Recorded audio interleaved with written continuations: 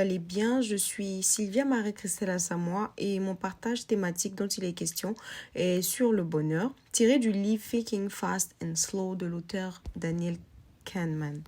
Alors, il est question donc de l'auteur Daniel Kahneman, psychologue et économiste américain de nationalité israélienne.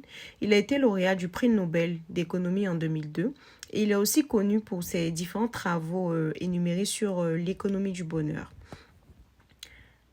Alors, le résumé du livre. Le livre dont il est question est bien évidemment Thinking Fast and Slow, où l'auteur nous aide à comprendre les décisions jugées irrationnelles que nous prenons au niveau économique.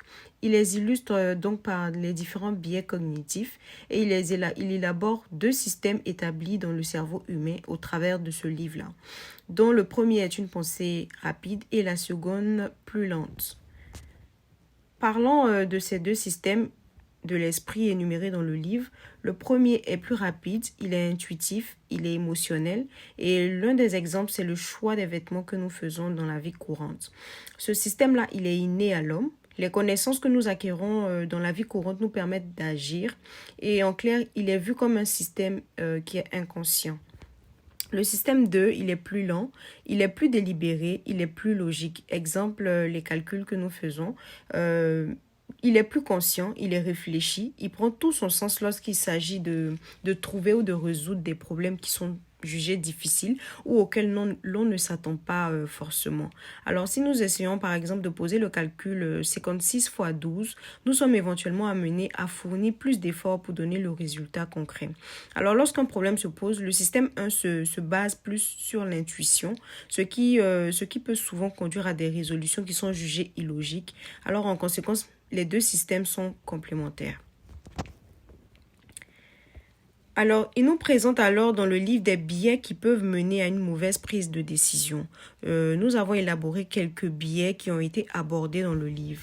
Le biais d'ancrage, lui, il consiste à se fier aux informations qui sont déjà perçues lorsqu'il s'agit de prendre une décision aux dépens de celle qu'on rencontre. Alors, la première information a donc un impact sur la prise de décision.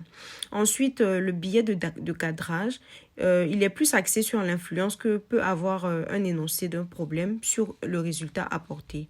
En clair, on tire des conclusions différentes sur la manière dont on perçoit une information.